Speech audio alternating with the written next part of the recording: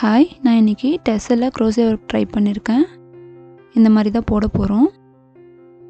இது வந்து பீட் இல்லாமல் ஃபஸ்ட்டு ட்ரை பண்ணேன். கரெக்டாக வரல. அதுக்கப்புறம் பீட் அட்டாச் பண்ணதும் அட்ராக்டிவாக இருந்தது. ஸோ நான் இந்த மாதிரி உங்களுக்கு இன்றைக்கி எப்படி போடுறதுன்னு சொல்லி தர போகிறேன். இதுக்காக நான் எம்ப்ராய்டரி த்ரெட் எடுத்திருக்கேன். உங்களுக்கு என்ன கலர் வேணுமோ அந்த கலர் எடுத்துக்கலாம். கோல்டன் பீடு 2 சைஸ் வேணும். ஸ்மாலர் சைஸு, அப்புறம் அதோட கொஞ்சம் பெரிய சைஸு. அப்போ தான் நம்ம அந்த எட்ஜில் அட்டாச் பண்ணியிருக்கோம் இல்லையா, அந்த மாதிரி 3 பீட் வைக்கும் போது கரெக்டான பொசிஷன்ஸ்க்கு கிடைக்கும். அதுக்கப்புறம் சில்க் த்ரெட்டு, நீடில் நம்பர் 10 எடுத்திருக்கேன். இப்போது ஃபஸ்ட்டு எம்ப்ராய்டரி த்ரெட்டை உங்களோட 4 விரலுக்கு கரெக்டாக வச்சா எவ்வளோ லென்த் வருமோ அந்த மாதிரி வச்சுட்டு சுற்றணும். 12 டைம்ஸ் சுற்றணும். ஒரு ஃபுல் ரவுண்ட் வந்து ஒரு கவுண்டிங்காக எடுத்துக்கிட்டு 12 கவுண்டிங் சுற்றிக்கோங்க. இதுக்கு இந்த டெசலுக்கு லென்த் இவ்வளோ நீட்டாக வச்சா தான் கரெக்டாக இருக்குது. அதனால தான் நான் வந்து நம்மளோட 4 ஃபிங்கர்ஸோட அளவு எடுத்திருக்கேன். ஸோ இப்போது சுற்றி எடுத்துக்கிட்டாச்சு. நான் மேலே இந்த மாதிரி பிடிச்சிக்கிறேன். சின்னதாக ஒரு லூப் வர மாதிரி கேப் விட்டு நான் பிடிச்சிக்கிறேன். அதுக்கப்புறம் நம்ம எப்பயும் போல் சில்க் த்ரெட்டை 5 டைம்ஸ் சுற்றி எடுத்துக்கணும். அதோட ஒரு எட்ஜை பிடிச்சிக்கிட்டு நம்ம டெசல்ஸ்க்கெலாம் வந்து சரி த்ரெட்டில் வந்து சுற்றுவோம் இல்லையா, அந்த மாதிரி இப்போ சில்க் த்ரெட்டில் சுற்றிக்கணும். அந்த இடத்துல ஒரு 4 to 5 டைம்ஸ் இல்லைனா 6 டைம்ஸ் அந்த மாதிரி கொஞ்சம் டைட்டாக வர வரைக்கும் சுற்றிக்கோங்க.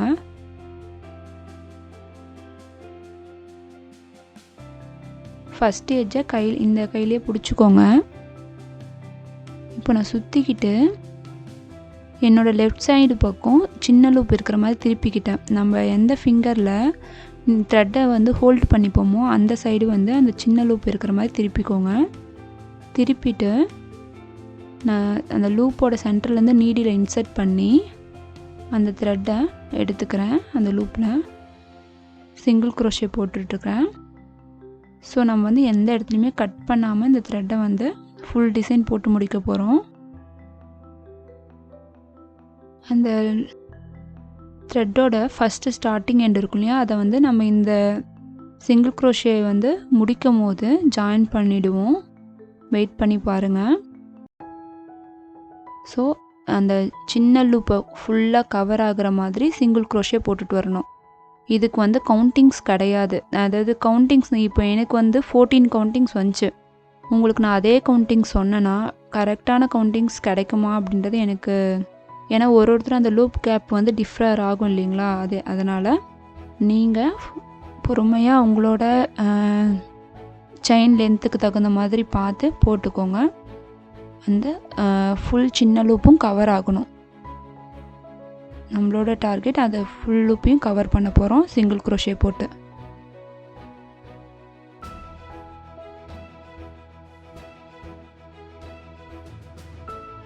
கொஞ்சம் கடைசியாக வந்து இந்த முடிக்கும் போது கீழே அந்த கலர் பிங்க் தெரியும் லூப்லேயே, மேலே இருக்க சின்ன லூப்லேயே. அதை நம்ம கடைசியாக அட்ஜஸ்ட் பண்ணுவோம் டிசைன்ஸ்லாம் போட்டு முடிச்சுட்டு.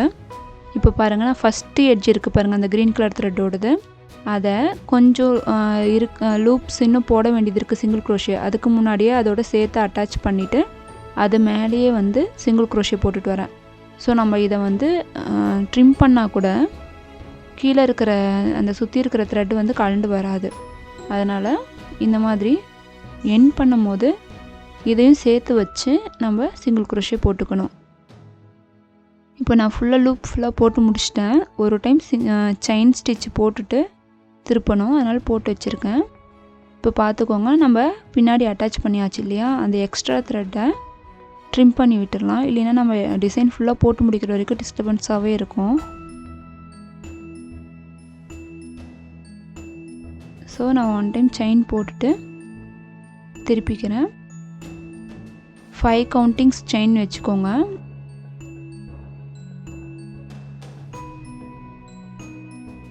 நமக்கு வந்து இந்த இடம் ஜாயின் பண்ணுறது எப்படின்னா, இந்த ஒரு சின்ன லூப் இருக்கு இல்லைங்களா, அதை வந்து 5 பார்ட்ஸாக பிரிங்க.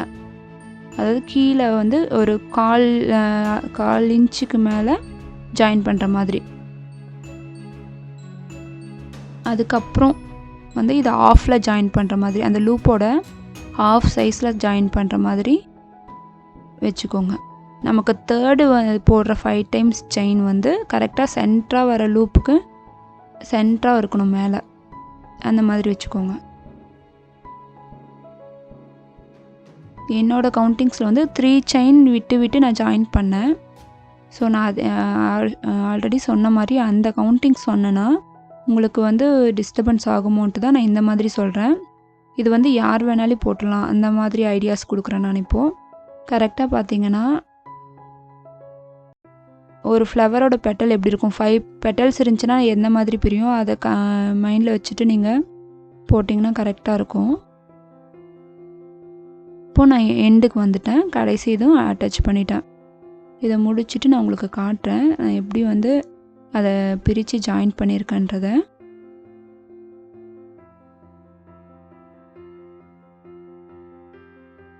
சிங்கிள் க்ரோஷே போட்டு ஜாயின் பண்ணிக்கணும். இப்போது 1 டைம் செயின் ஸ்டிச் போட்டு திருப்பிக்க போகிறோம்.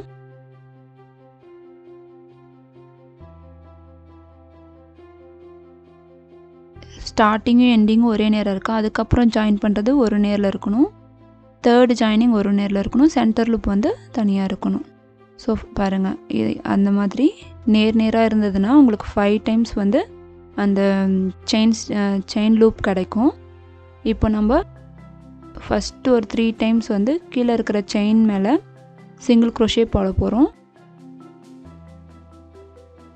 எதுக்காகனா அந்த 5 டைம்ஸ் செயினோட சென்டருக்கு நம்ம த்ரெட்டு கொண்டு வரணும், அதுக்காக போட்டுக்கிட்டு அதுக்கப்புறம் அப்படியே கண்டினியூஸாக 5 டைம்ஸ் செயின் அகைன் போட்டுட்டு செகண்ட் லூப் இருக்கு இல்லையா 5 டைம்ஸ் செயின், அதோட சென்டரில் ஜாயின் பண்ணிக்கணும் சிங்கிள் க்ரோஷே. திரும்பவும் 5 டைம்ஸ் செயினை நெக்ஸ்ட் இருக்கக்கூடிய சென்டரில் ஜாயின் பண்ணிக்க போகிறோம். இப்போ நம்ம போட்டுட்ருக்க லைன் மேலே தான் நம்மளோட எண்டிங் லைன் வரப்போகுது. அதாவது அந்த பெட்டல் ஷேப் வரப்போகுது, ஆர்ச் ஷேப்பு, பெட்டல் ஷேப் என்ன வேணாலும் சொல்லலாம். ஸோ உங்களுக்கு புரியணுன்றதுக்காக நான் அந்த நேம் யூஸ் பண்ணுறேன். இப்போது நான் முடிச்சிட்டேன், செகண்ட் லைன் வந்து முடிச்சாச்சு. 4 லூப் கிடச்சிருக்கோம் நம்மளுக்கு. அந்த 4 லூப்லேயும் நம்ம வந்து இப்போது ஆர்ச் போட போகிறோம்.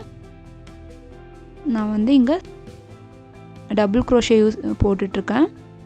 1 டைம் செயின் போட்டு திருப்பிக்கிட்டு 10 கவுண்டிங்ஸ் வந்து டபுள் க்ரோஷே ஈச் லூப்லேயும், அதாவது 5 டைம்ஸ் செயின் போட்டு போனேன், அது மேலே 10 டைம்ஸு டபுள் க்ரோஷே போடணும். ஸோ உங்களுக்கு வந்து கொஞ்சம் பெருசாக இருந்ததுன்னா 12 டைம்ஸோ, இல்லை ரொம்ப சின்னதாக நீங்கள் இன்னும் கொஞ்சம் குட்டியாக போட்டுட்ருக்கிறீங்கன்னா 8 டைம்ஸோ, அந்த மாதிரி கவுண்டிங்ஸை குறைச்சிக்கோங்க.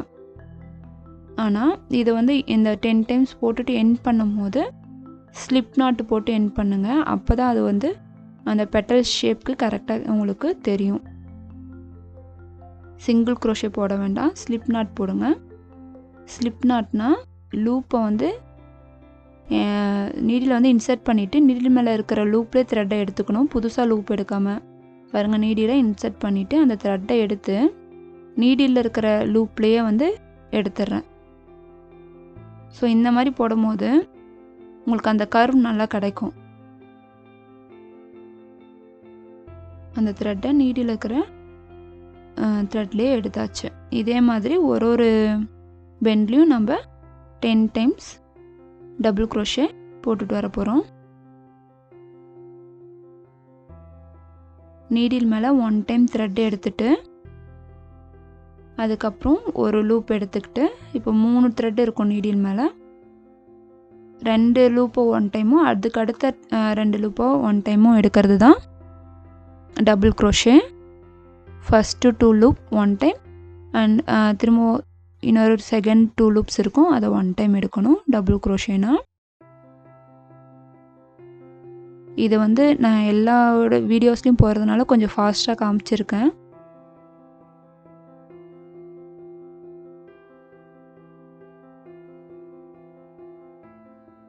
இதே மாதிரி இப்போ தேர்டு லூப்பில் போட போகிறோம். இதை வந்து சாரியில் நம்ம எப்பயும் போல் அட்டாச் பண்ணுற மாதிரி அட்டாச் பண்ணிக்கலாம். அதே மாதிரி இதை வந்து நீங்கள் உங்களோட அதே எந்த சாரீக்கு போடுறீங்களோ அதோட ப்ளவுஸில் நாட் வைப்போம் இல்லையா, அதில் லட்கன்ஸ் மாதிரியும் யூஸ் பண்ணுங்கள். மேட்சிங்காக இருக்கும். இது வந்து நல்லாவும் இருக்கும்.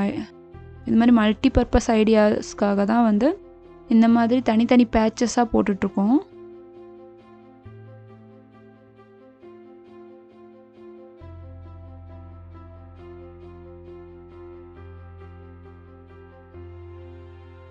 சப்போஸ் இது வந்து ஆல்ரெடி க்ரோஷா ஒர்க்ஸ் பண்ணிகிட்டு இருக்கீங்க பிஸ்னஸாக, அப்படி இருக்கவங்க பார்க்குறீங்கன்னா, இன்னொரு ஐடியா என்னென்னா, நீங்கள் இந்த மாதிரி காமன் கலர்ஸ் வந்து சில்க் சாரீஸ் எப்பயுமே ப்ரைடலுக்கு என்ன கலர்ஸ் வரும்னா க்ரீனு, பிங்க்கு, அப்புறம் எல்லோ, கோல்டன் கலர் இந்த மாதிரி தான் வரும். நம்ம ஆல்ரெடி இதெல்லாம் போட்டு வச்சுருந்தோன்னா பேச்சஸ்ஸு ஒரு சாரீஸ்க்கு எவ்வளோ தேவைப்படும், 14 இல்லைனா 15 கவுண்டிங்ஸ் தேவைப்படும்.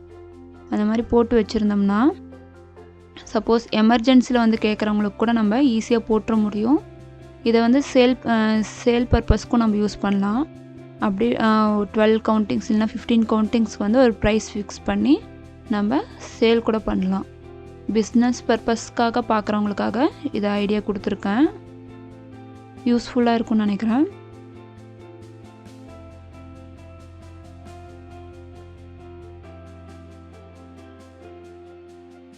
இதில் பீட் ஒர்க்ஸ்லாம் கம்மியாக இருக்கிறதுனால நான் ஒரு பேட்ச்க்கு ஒரே ஒரு பேட்சோட ரேட் சொல்கிறேன். நீங்கள் வந்து ஒரு பேட்சுக்கு 40 இல்லைனா 50 to 70 வரைக்கும் ப்ரைஸ் ஃபிக்ஸ் பண்ணிக்கோங்க. அதாவது உங்களோட ஏரியாஸை பொறுத்து. இதுக்கு மேலே நீங்கள் பண்ணுற டிசைன்ஸை பொறுத்தும். ஏன்னா த்ரெட்ஸ் ஒர்க் மட்டும் தான் இருக்குது. அதுக்கப்புறம் நம்மளோட டைமிங்ஸு கரெக்டாக நம்ம ஒரு கொஞ்சம் கூட டைம் வேஸ்ட் பண்ணாமல் போடுறோன்னா ஒரு பேட்ச் போடுறதுக்கு நமக்கு 15 மினிட்ஸ் ஆகுது.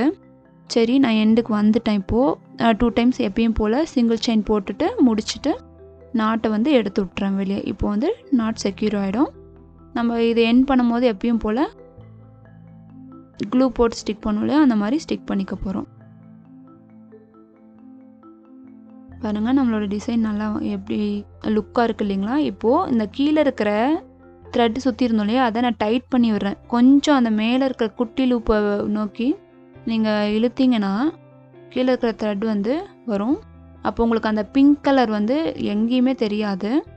ஃபுல் அண்ட் ஃபுல் அந்த மேலே இருக்கிற குட்டி லூப் ஃபுல்லாக க்ரீன் கவர் ஆகிக்கும். இதை தான் நான் ஃபஸ்ட்டே சொன்னேன், பின்னாடி சொல்கிறேன்ட்டு. இந்த மாதிரி இழுத்துடும் போது அது கரெக்டாக இருக்கும். இப்போ நம்ம இதை ஸ்டிக் பண்ணிடலாம்.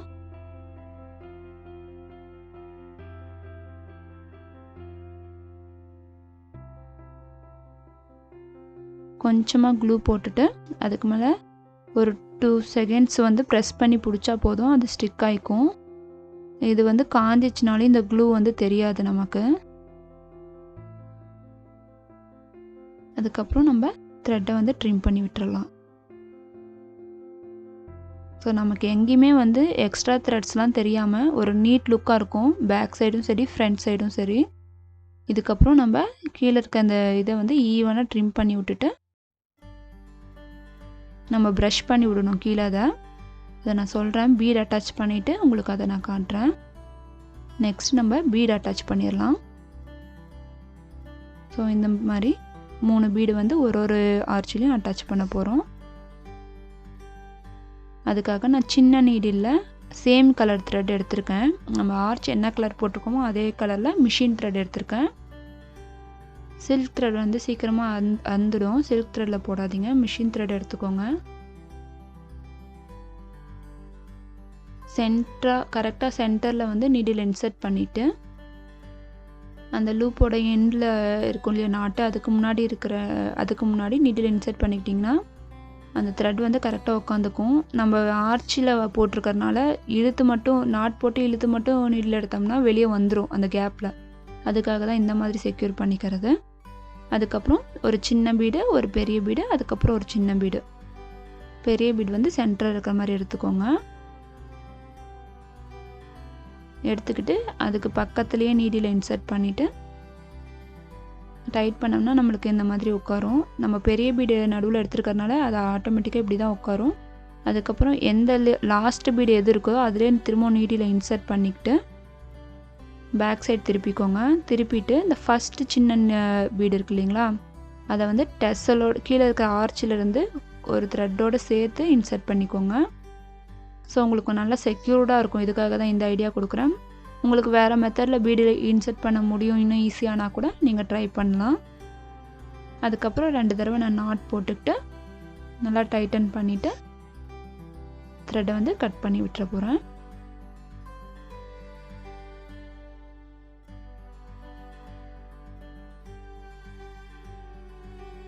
இவ்வளோதான். இப்போது இந்த ஃபஸ்ட்டு போட்டிருப்போம் இல்லையா த்ரெட்டு ஸ்டார்டிங்கில் நாட் போட்டிருக்கோம் இல்லையா, அது வந்து சப்போஸ் இந்த மாதிரி ஃப்ரண்ட்டில் வருதுன்னா நீடிலோட அந்த க்ரோஷா நீடிலோட ஹூக்கை வச்சு நம்ம பேக் சைடு இழுத்து விட்டுக்கலாம்.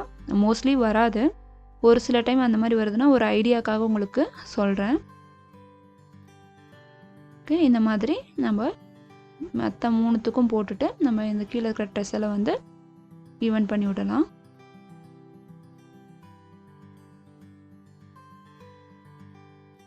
இப்போ நான் போட்டு முடிச்சிட்டேன்.